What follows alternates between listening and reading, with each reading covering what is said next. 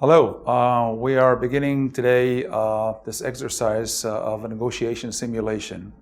And the students have a pretty complicated, intricate, but interesting case study to work on. And what we have today is the early planning stage. What we're actually doing today is applying everything that we've learned, all the theories, the models, the paradigms, everything applied a certain case study that by now, hopefully, you know what it is, right? And the early planning stage is basically one of the most important, critical stages of any negotiation. Because what happens in an early planning, as the name attests, the participants get together and decide how to build their strategy and their red lines and their tactics. Basically, they prepare themselves towards the confrontation with their rivals or opponents or challengers. So, in the early planning, all groups worked separately. You're not aware of the others, you don't try to reach out to them, no collaboration, no communication. You don't have to comply by the general understanding. You can take your own way, but you operate as a delegation in the actual negotiation that begin next week. So even if you have reservations, still you have to operate as one delegation. So try to work out your differences, and if you cannot reach one single strategy, bring 2 strategies to the table, 3 strategies to the table, as long as you know how to play around with them. What we're going to see today is we have 6 roles in this game, and all the students that receive the same role will get together and try to see if they can put themselves on the same page, because everybody got the instructions, but everybody read it differently, different interpretations. The role, the function, or the responsibility of the early planning stage is to see whether they understood their role the same way.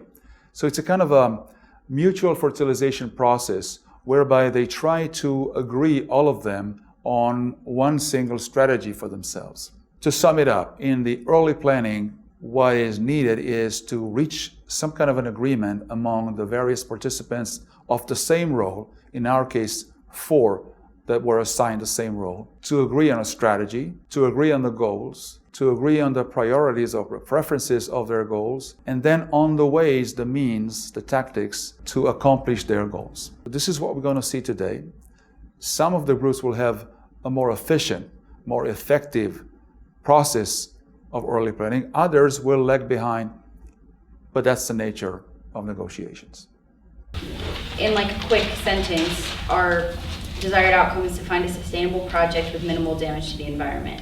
Hi, my name is Caitlin Higgins, and I'm a student in Dr. Peleg's negotiation class in the political science department at Rutgers. We're about to start our negotiation simulation on the deep water harbor situation. So today's the first day of early planning, and I think that my expectations around the first couple of days and sessions will be a little bit rocky. I think we'll need time to orient each other to our roles and our desires and interests, our positions on the matter. But I think once it gets started, it'll be really interesting to see how all of the course material and everything that we've learned over the past couple of months really comes into play when we start to interact and work towards a good solution. Okay, so the way this reads is they need at least 4 signees, right? The mayor and so the mayor is absolutely crucial to the thing. The mayor can kill it on his own. Her own, sorry. Can she? Yeah. She doesn't need. Okay. Yeah. So she can kill it on her own, and the DIC doesn't necessarily need to be one of the 4 unless the loan is greater than $2 billion. You can get clarification on that, but I'm pretty sure that's what it's reading. We want to make this port the best it can be. And one of the only ways we're going to be able to do that is being able to build the way that we want to build it.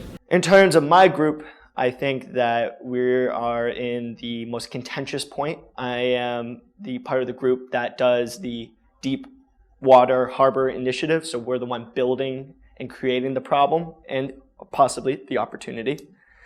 And so I think a lot of what my group's job is going to be is to assure people of our intentions and really push the value creating aspect of what we're trying to do, so that students and everybody else around us and our fellow negotiators will see the inherent value of what we're trying to do and then push it forward. I think the most important thing for early planning, in my opinion, I don't know if you guys agree with me, is to look at all the ways we create value, not just by ourselves, but with other people. Right. Does that sound good? We're Yeah, that's benefiting important. not only ourselves, we're benefiting the whole country as a whole. Exactly. So every single person that's sitting at the negotiation table with us, we're benefiting them. We need to make sure that we're benefiting them. We are, They like, know that we're benefiting. maybe So we they need to know. figure out how we're doing that. I say we write up a short little thing for each of the groups that we want to get in front of, and then be like, this is what we want to talk about. Let's set a meeting for like 2 p.m. and then like they almost like have to show up because it's business etiquette, and it's like, you know, it's this, in this little parallel world. But I think if we say like, these are bullet points we want to talk about, Yeah. I think that we could really like work well together. Let's chat, and then like that way they have that and they could be like, okay, we'll wait, and then even if someone else gets in front of them first, they'll always be like, well, we want to see what they have to say about this. Like, we'll keep it vague. You can just like have a quick little printout That's a good idea. if you want. Who do you think we should go to first, though, if that's the case? I feel like the mayor. The mayor or... He's a political, or she is a political Because player, everyone else is so. going to try and talk to her first. Well, so And I think we, we should try and talk to the DIC. DIC. Yeah, them and the DIC. Because I think that those are Wonderful. the most likely to be so this is understood. all strategy here. What mix of these creates the most value for everyone? That's what we should be looking at from that perspective.